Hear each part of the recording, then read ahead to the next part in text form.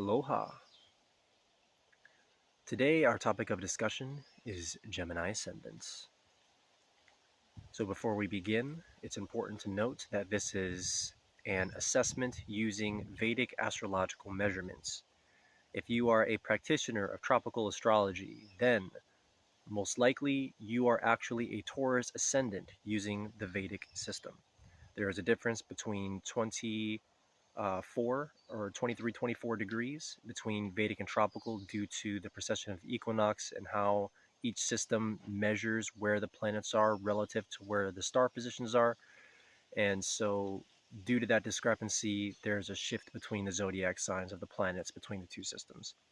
So if you are used to using normal Western astrology and you come up as Gemini Ascendant, this video is most likely not for you unless you're part of the 6-degree, 7-degree rare group that overlaps with both systems where you'd be a Gemini Ascendant in both.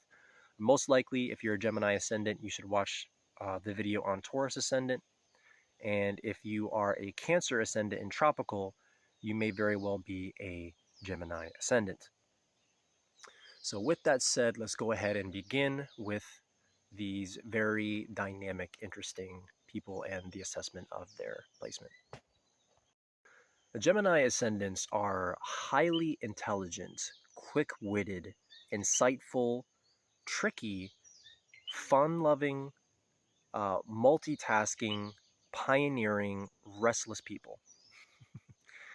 And oftentimes you will find them innovating in whatever field they feel passionate about in ways that, a lot of people didn't see coming.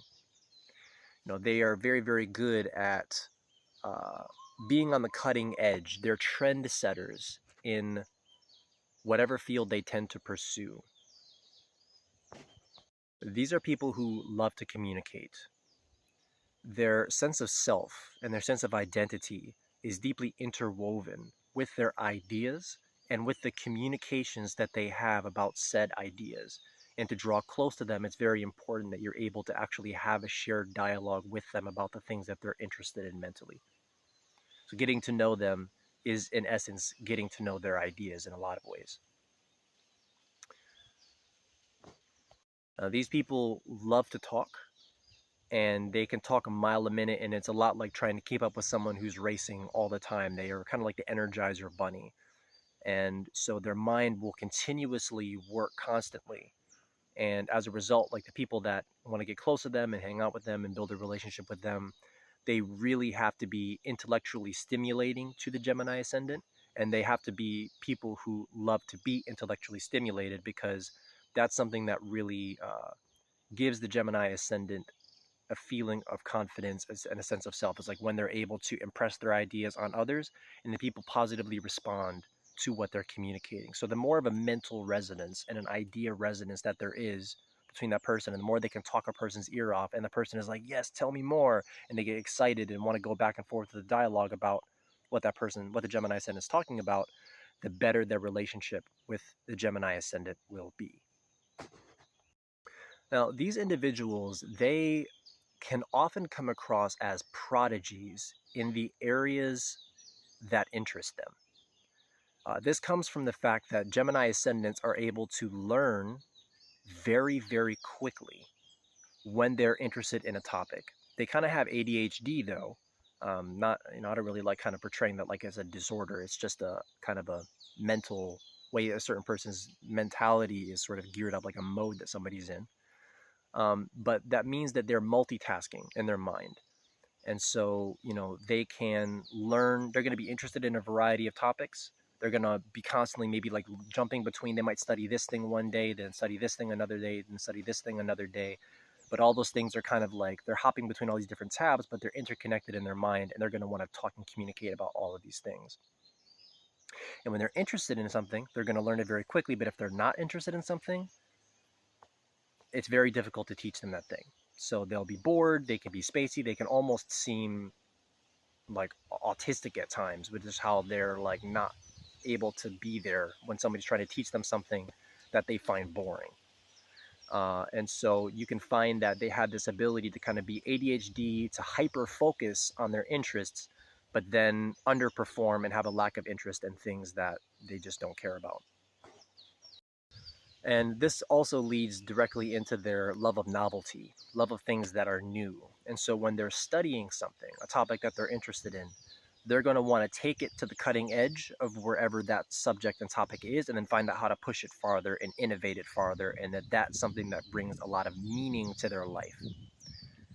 You'll notice that for the Gemini Ascendant, they have Aquarius in the ninth house, and the ninth house denotes what a person finds meaningful about their life, right?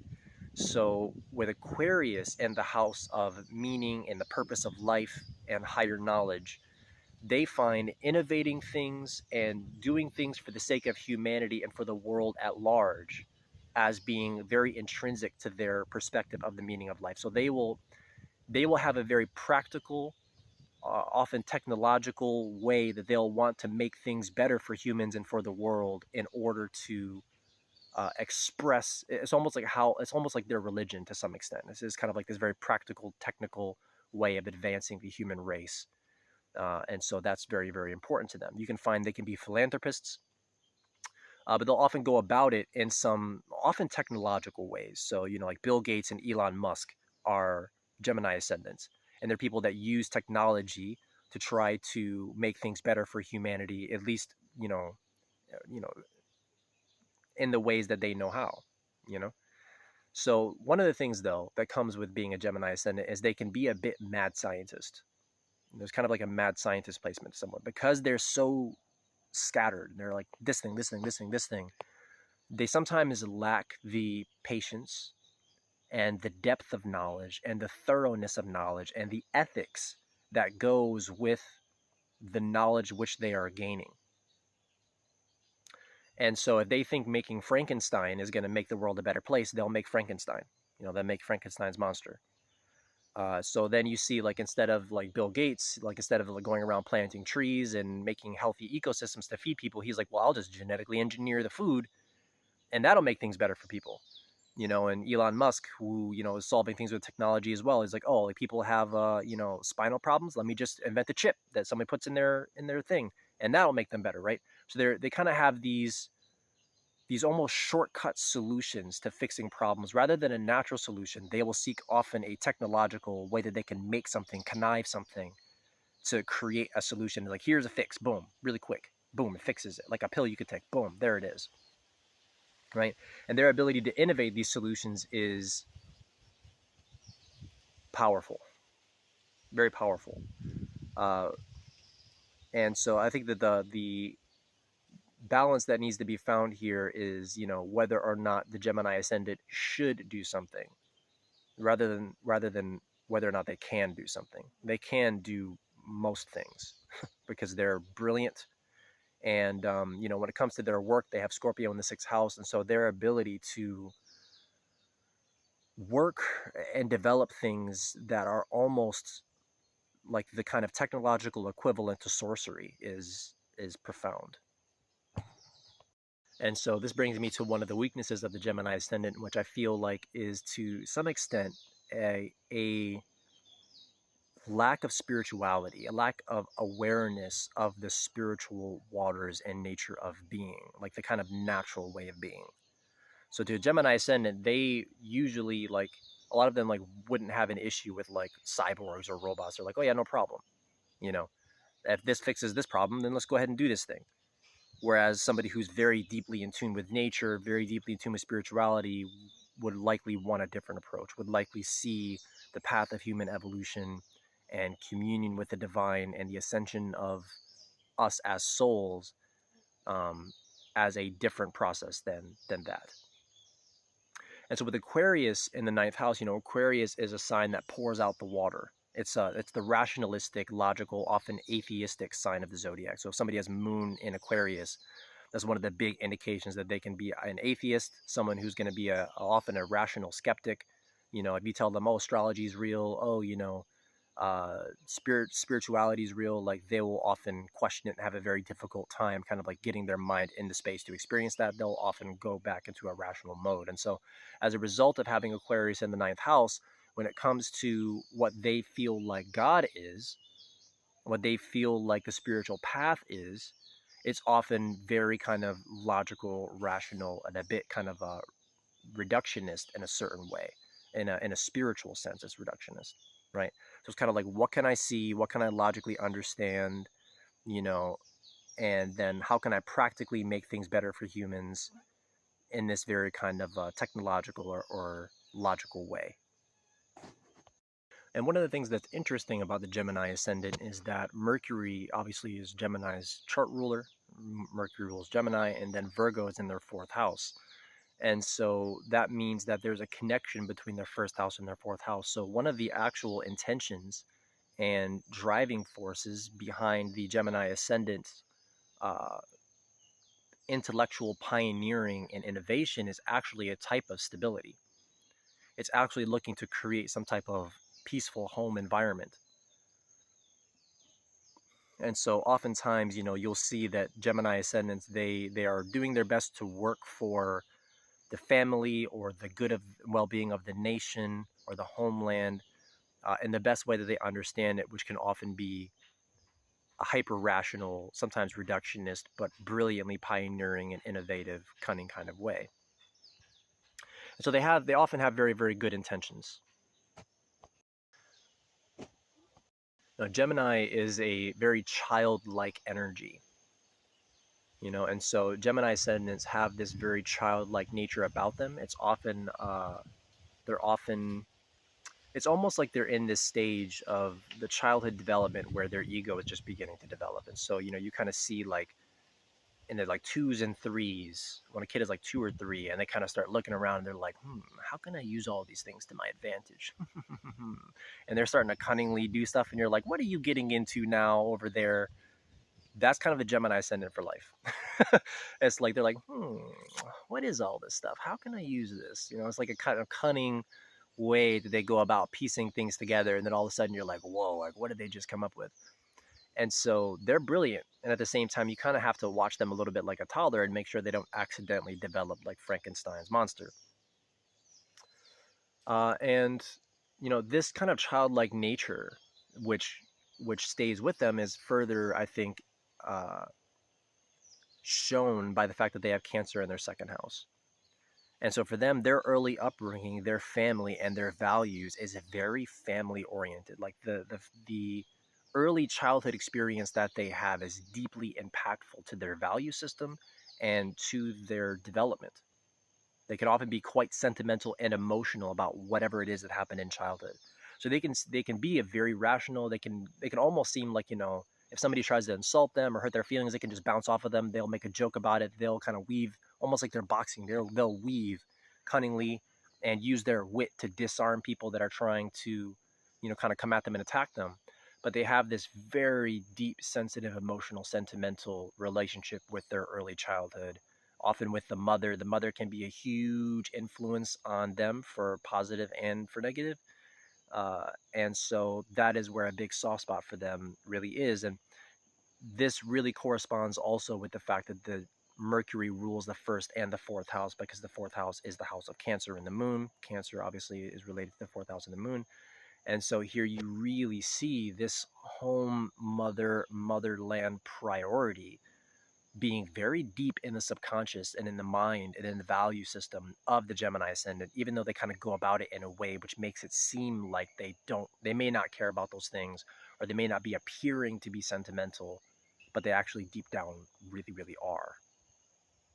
And so depending on how the early childhood goes, this can really be a huge, it's like the rudder of a boat, which really will guide them in what kind of things they'll want to be developing, whether they, if they're hurt in childhood, they may lean towards that sort of mad scientist Frankenstein monster thing. If they have a very healthy relationship with their childhood, the relationship with the mother is good, the moon placement's good, the fourth house is good, stuff like that, then they'll be much more well adjusted.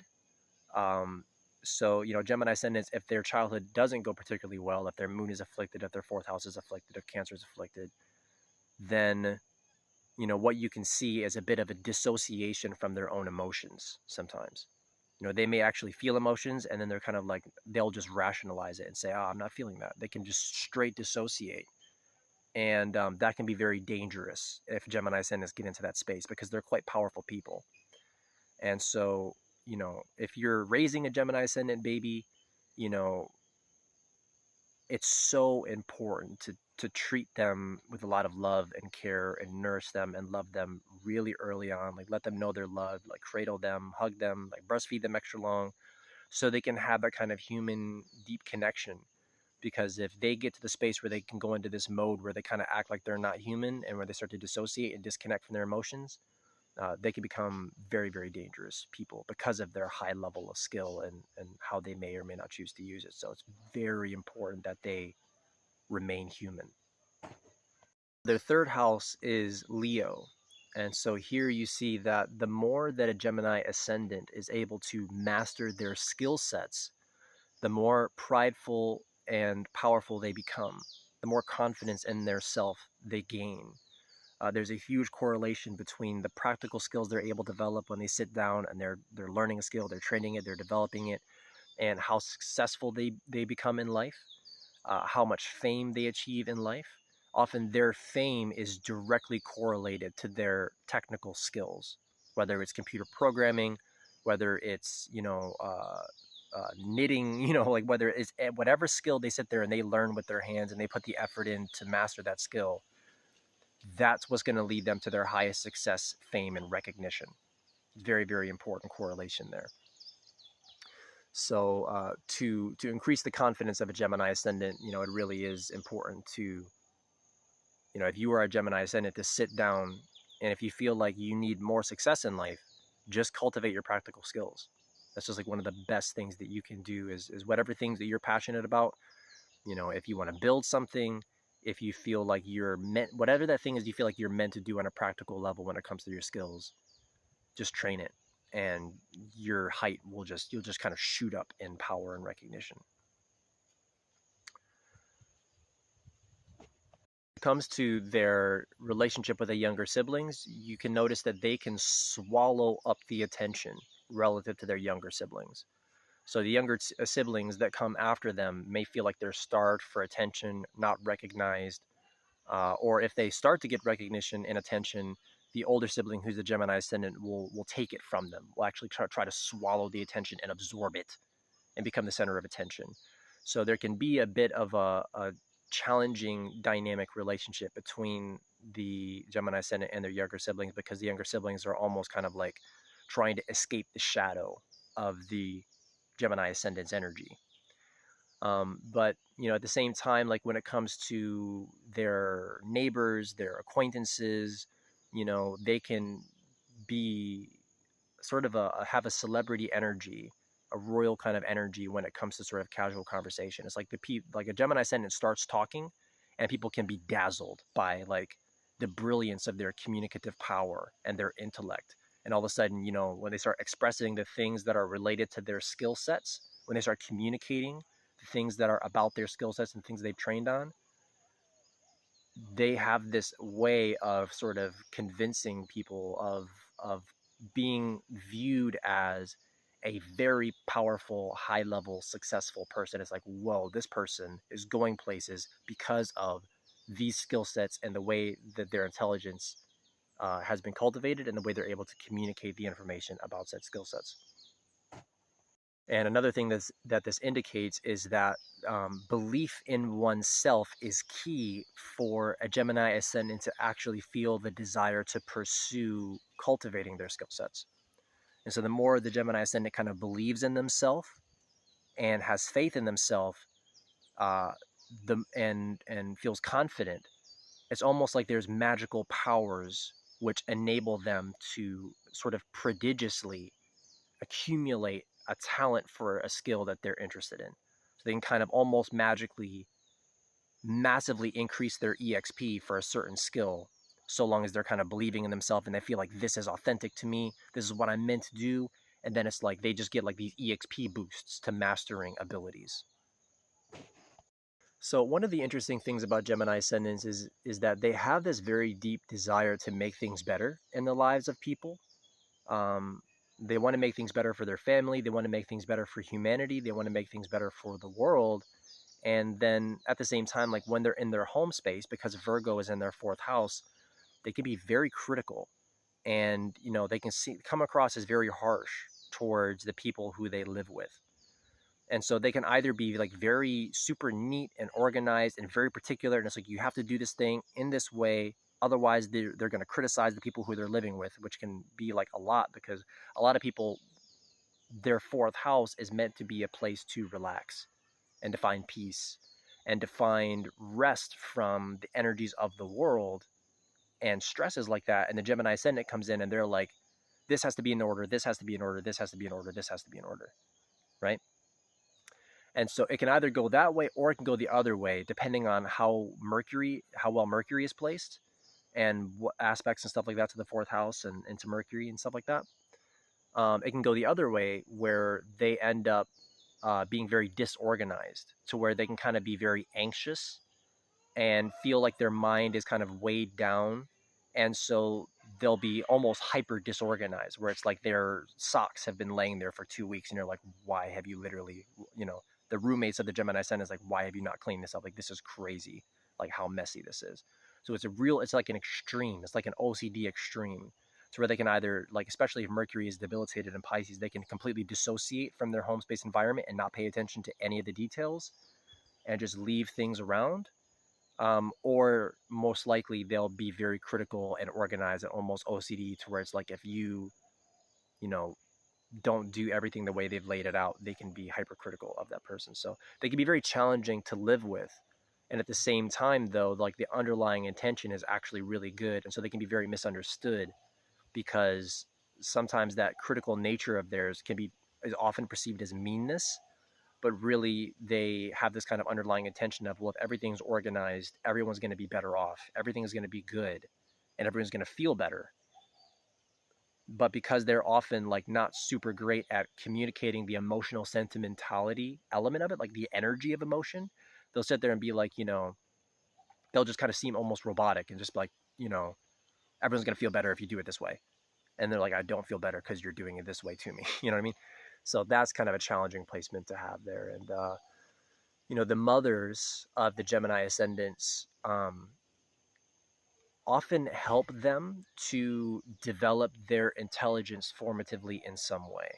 So, like, the mother can be a very critical person of the Gemini ascendant.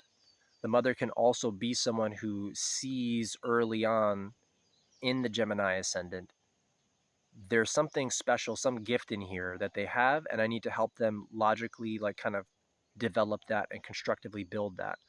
And so the mother can actually help to somehow provide intellectual stimulus to the Gemini ascendant. So it could be like, the mom sees that the kid is really smart, and so she buys him like a lot of different types of blocks and, like lab sets and, really like intelligent games for them to play in puzzles. So the kid's sitting there playing with puzzles because the mom is like, I know this kid is smart. There's something here. Let me help to cultivate that intelligence. Right.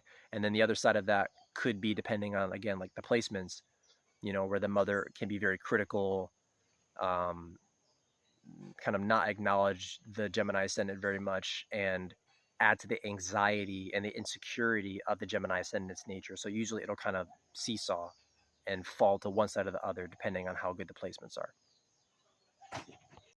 So Libra, being in the fifth house of a Gemini ascendant, makes them love learning.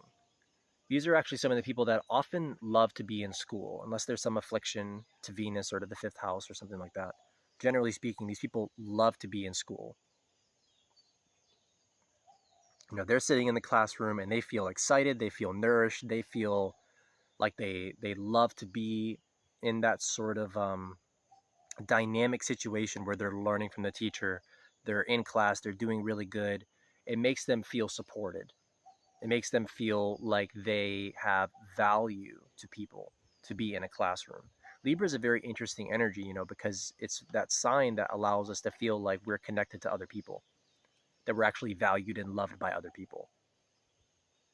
And so in order for the Gemini ascendant to really feel loved, it's very important for them to kind of be in a classroom, to be learning, especially at an early age.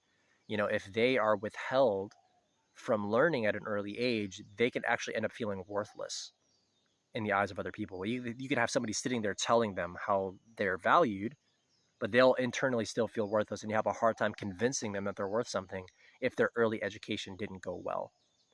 So stimulating that early education, kind of valuing them for that, telling them how good they are at learning, kind of connecting with them in their early education as one of the absolute best ways to kind of build up their self-love, their ability to connect with other humans, and to build a relationship with them.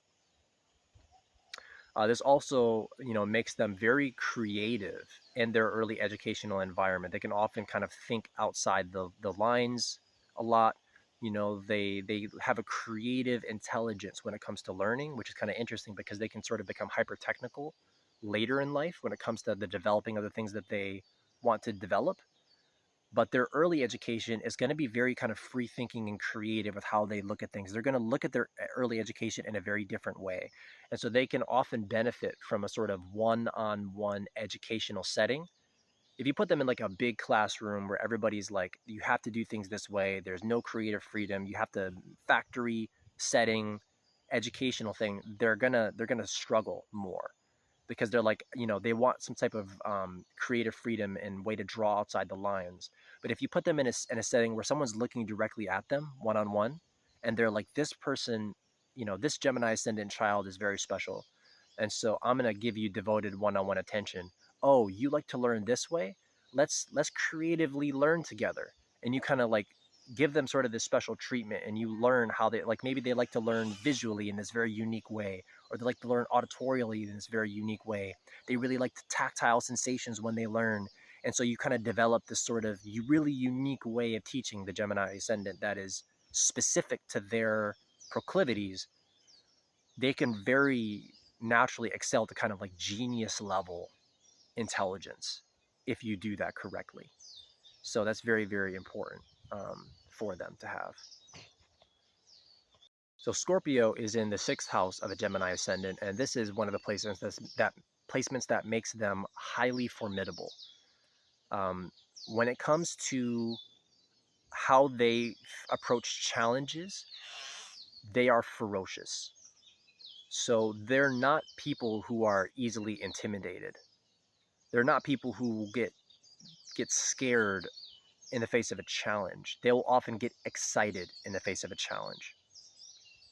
Gemini ascendants and Scorpio ascendants are the two ascendant types that have Mars ruled signs in the sixth house. And so both of them are very, very powerful in the face of opposition and challenges and obstacles. And so with the Gemini ascendant, they will look at an obstacle and a challenge in a deep, cunning, thoughtful way, and almost like a predator go about destroying it.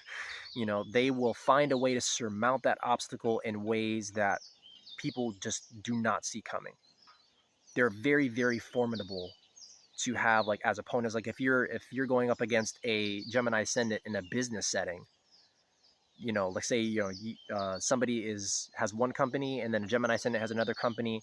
The Gemini ascendant who's running that company can demolish their opponents through very cunning ways of handling competitive business models. They may even go about it in perhaps some less than ethical ways sometimes.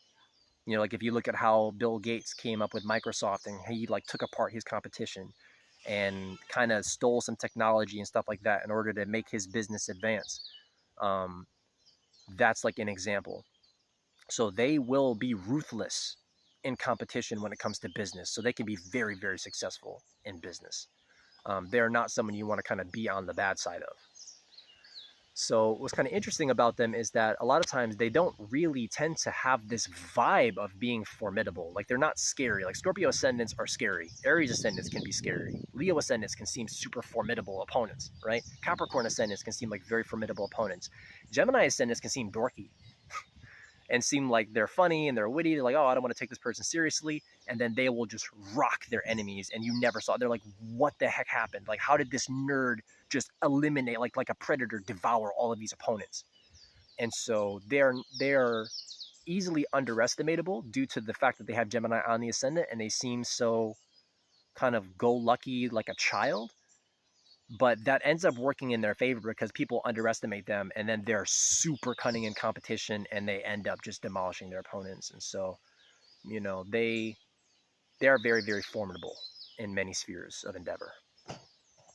And this also contributes to the fact that why like Gemini ascendants get bored easily, actually, because in order for a Gemini ascendant to want to do something every day, like a habit, like a task, to have a 9 to 5 job, like it has to be deep and interesting and profound in some way. It has to be transformative and fascinating. And it's like they're looking into the deep hidden world and being like, what can I do that's not been done before? What can I extract from this that hasn't ever been done before? If it's not that level of engaging, they're just not going to want to do it every day. So they'll sit there and you can try to put a 9 to 5 job in front of a Gemini ascendant, and they'll just be bored. And you might think, oh, these are underperforming people. They might seem lazy or whatever, but it's like, no, they just need something deep and powerful to work on. If you give them some secret like project, like this is cutting edge stuff. Nobody's working on this, like, or this the only a special people can work on this project and stuff like that. You'll see them hyper focus, and they can become workaholics, overachievers, and achieve profound results in that sphere. They become obsessed and work overtime, like overtime, when they are passionate about something and they feel like they are on the transformative edge of their work. So very, very important to understand is that these are not kind of normal everyday people that like they're just going to do well in average society. It's like these are people that thrive by living on the edge of innovation, of intelligence, of science, of development. And the more they are kind of pioneering in that on that dark edge, on that like on the edge of the unknown, and forging ahead into the unknown and making it known, the better they're gonna perform. So with Sagittarius in the seventh house, they end up attracting philosophical partners. So they'll attract partners who they feel like have some type of principle or ideal which aligns with their principle or ideal. So, whatever their belief system is, they need their partner to share their belief system. Whatever they've learned is the meaning of their life, they need the partner to align with the meaning of their life. And so they'll often also, because their ninth house has Aquarius in it, and Sagittarius is the sign that naturally belongs to the ninth house, they really want partners that are in alignment with their mission for humanity. And their mission for humanity is very deeply woven with the Gemini ascendant's beliefs and the meaning of their life and what they believe um, sort of like the highest good is. And so, they'll often attract people that share their mission, that share their beliefs. Um, and their partners also will help to like reflect to them and help them to even kind of like develop their beliefs and realize more about what they are, because sometimes the Gemini ascendants can be so much in their heads, can be so intellectual and rational. The partner is sometimes like a reminder of the ideal and can act like a compass to keep them in alignment with that and keep them from falling too far to the mad scientist side. It's like, remember the reasons, like the partner's kind of like, remember the reasons why you started developing this thing. It was to make things better, right? It was because of these beliefs that we started this, right? So let's make sure we stay in alignment with that, and that makes sure the Gemini ascendant doesn't, tinker too much and end up becoming the opposite of what they set out to become, which is actually a real danger for the Gemini ascendant. Like they can set out to help humanity and end up creating something which makes things a lot worse, almost accidentally, but sometimes just because they can, if they're traumatized enough, they can get into this kind of like dissociative mode where like, I don't even care anymore. It's like mad scientist, I'm just going to make this thing because I can, or because it will make me feel better emotionally to develop this thing and make me feel like I've achieved something and I'm worth something because of my skill level, that I'm able to produce this thing regardless of how it affects humanity. And so the partner is very, very important to keep them in alignment with sort of like their righteous principles. And they often have a very kind of happy-go-lucky, positive, faithful way and view towards how relationships work. It's like they're very optimistic. They'll choose a partner and they're kind of like, they get a little starry-eyed. They're like, wow, this is really going to work out. This is going to be great. They're not necessarily someone who's super doubtful and suspicious of the partner, like kind of thing. Like they're very optimistic for the most part, unless there's certain placements which say otherwise in the chart. And so whether or not their relationships, like their relationships tend to be blessed, they'll often find these partners that do align with their philosophies and do have a very positive influence on their life. A big part of whether or not it works out ultimately, though, depends a lot on the placement of Jupiter, obviously on the Navamsha chart. But, if Jupiter is exalted, their partner is going to be a very, very profound, stabilizing, wisdom inducing and influencing type of partner and influence on their life. But if it's debilitated, they can get a partner who kind of like reflects their ideals on the surface, but deep down maybe doesn't share their ideals or is very harsh with the Gemini ascendant, kind of brings them down while bringing them up in the short term. It's kind of like it brings them up in the front and it hardens and kind of brings them down in the back. And so it's very important to kind of know what's going on with Jupiter when you have a Gemini ascendant, because it's going to have a very massive influence on how it plays out with the romantic partner. So this brings us to Capricorn in the 8th house, and this is another thing that kind of lends to their really wanting to have a type of profound, almost occult career. Like they want to work on things that are hidden. When it comes to their career, they would like to work on sort of secret government projects that are ahead of what the public knows is even being in development. They would like to work on alien crafts and hidden things and pioneering these things that are beneath the surface. They really want to be on that cutting edge. They don't want a normal type of career. Like they'll even work behind the scenes. Like they might be willing to keep their career, or a lot of their career, hidden and secretive from the public, in order to fulfill that kind of need to be in a position of secret power behind the scenes, developing things that almost nobody knows about, or other people are barely capable of even imagining can be developed. They want to have that kind of secret power of knowing, I can make this thing when other people aren't able to make this thing. Like, it's a big source of power for them. And this does, I think, kind of influence like the amount of intimacy that they're able to have, though, as well, because Capricorn is a very dry, cold, work-like energy, and so when it comes to their relationships can oftentimes lack intimacy.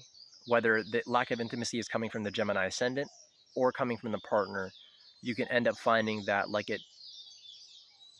they can have this really great resonance with philosophy and with beliefs and with their shared mission, but that sometimes like they'll struggle to have the real deep emotional connection, to have the deep levels of vulnerability, to have the relationship where they're able to really pour out their hearts and souls and be completely vulnerable. They'll feel like, I actually have to be hard and strong here and reserved in this part of my aura that normally is supposed to be vulnerable. So they'll often present strength in this area of life where you're meant to present vulnerability.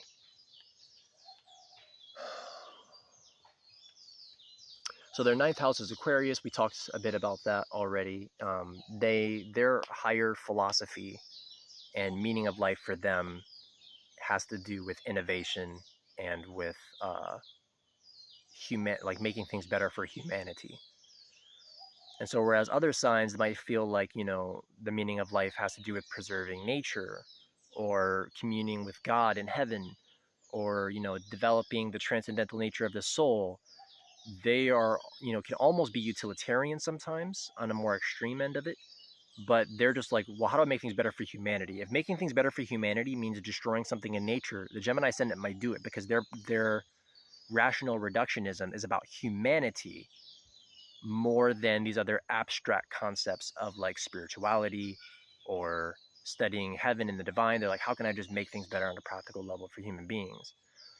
And so again, the ethics is so important to have balance in the mind of a Gemini ascendant, so that they don't end up, destroying the earth trying to make things better for humanity, or sacrificing something that they don't know has value for the sake of making things better for humanity. It's kind of like,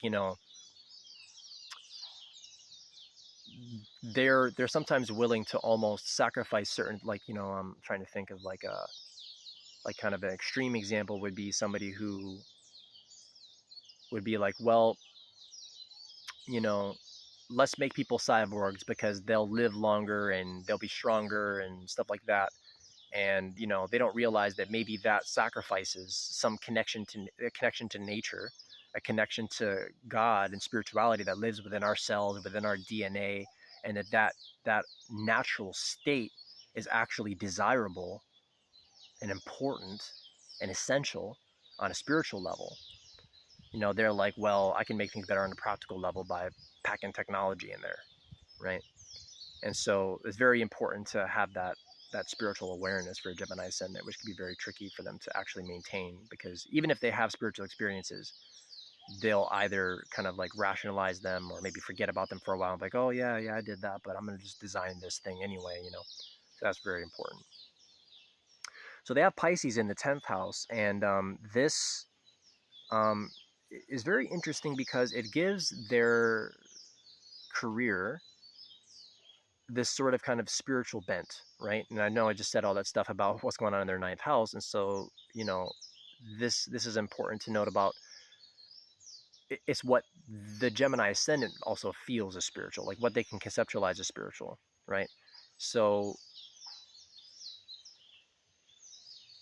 they want to be selfless in their career when possible. They want to kind of selflessly go about doing things for the betterment.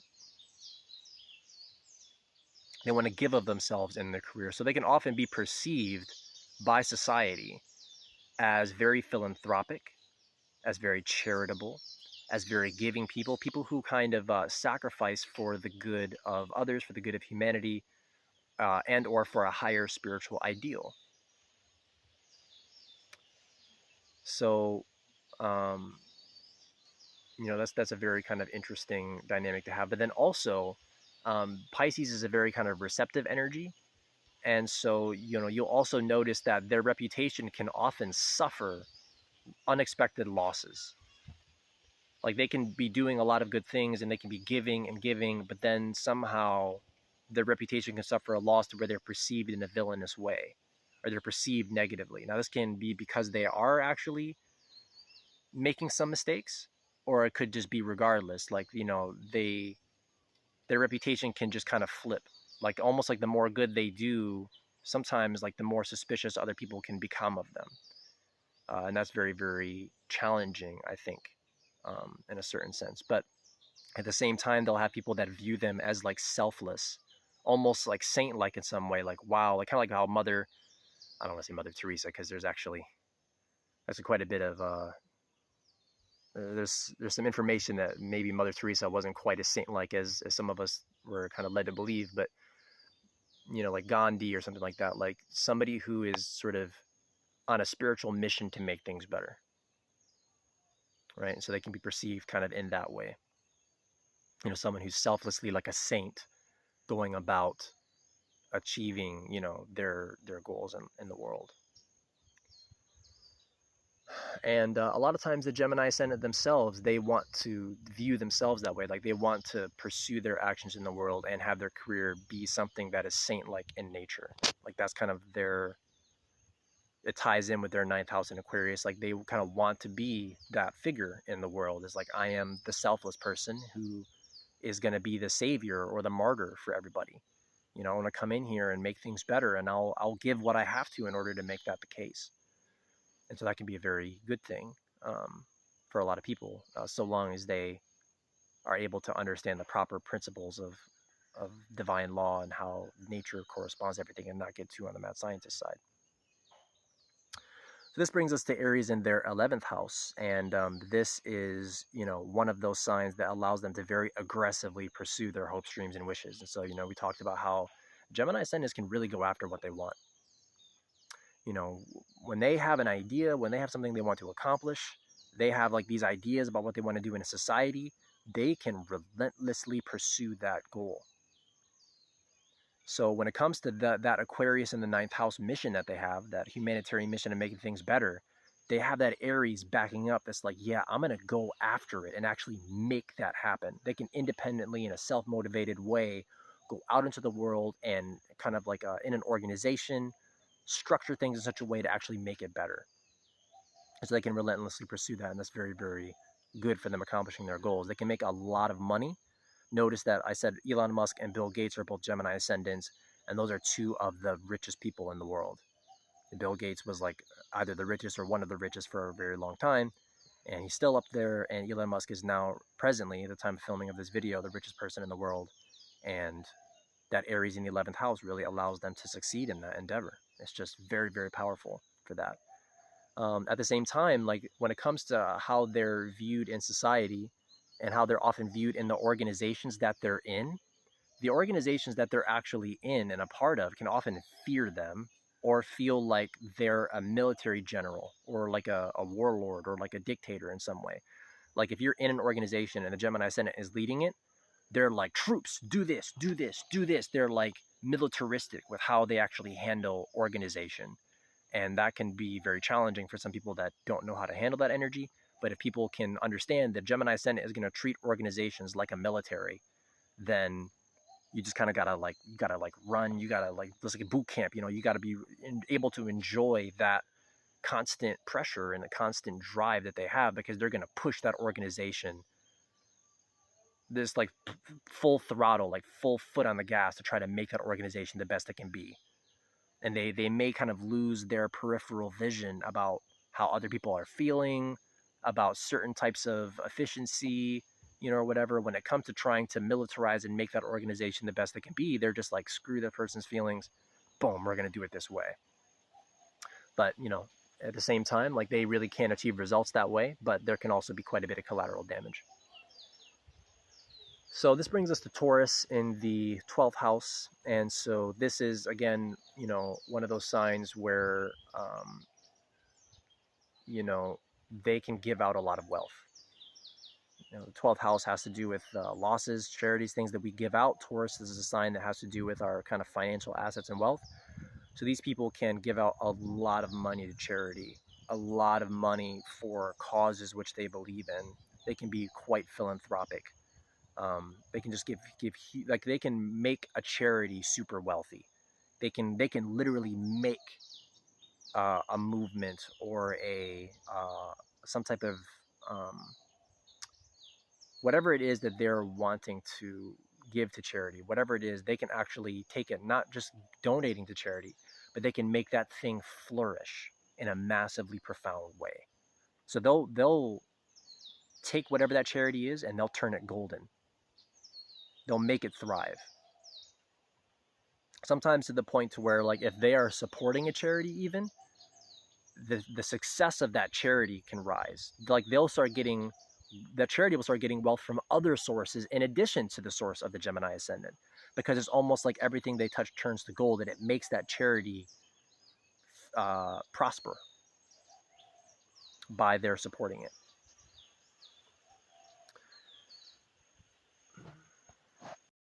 And another thing that I think is interesting about this placement is that Taurus is an energy that really gives us a feeling of fullness and stability and prosperity. And because it's in that 12th house, Gemini ascendants don't normally have access to it unless they're in altered states of consciousness or sleeping or, you know, meditating and stuff like that. And so they can often feel like there's a lack in their life. And that's something that can cause them to be hyper productive because they feel like there's a lack. And so they're kind of just going after it, going after. But, you know, actually, if they start meditating and start slowing their mind down, which is challenging for them, they can actually really feel their own prosperity. They can really feel their own stability and their own peace of mind, because Taurus is this slow, stable energy. And so, you know, they can be some of the wealthiest people in the world, but they won't feel like they're some of the wealthiest people in the world. They're just like, well, I got to go to work. They'll keep working. They'll keep doing all their stuff. They're not even really kind of registering, taking the time to enjoy the prosperity and the wealth and the sensorial pleasures that they have. So meditation can be very good for them, but it is very challenging for them to get into it because they're like, "What kind of? What's the point of that? What's the point of slowing down when I can be productive instead?" That'll often be kind of the mode they'll get in, where if you try to start slowing them down, they're like, "I'm gonna be productive instead." You know what I mean? I feel better that way. Um, so yeah. So I hope this was helpful. There's so much more to say about all of these ascendant positions. You know, I may make part twos to these videos in the future. So if you have certain comments or things you would like explored more about Gemini ascendants, please post them in the comments. So, you know, in the future, whenever I do make part twos, you know, I'll kind of have an idea of certain things that stand out to you guys that you would really like to know more about. So thank you very much for watching this video, and I look forward to speaking with you again in the future. Take care.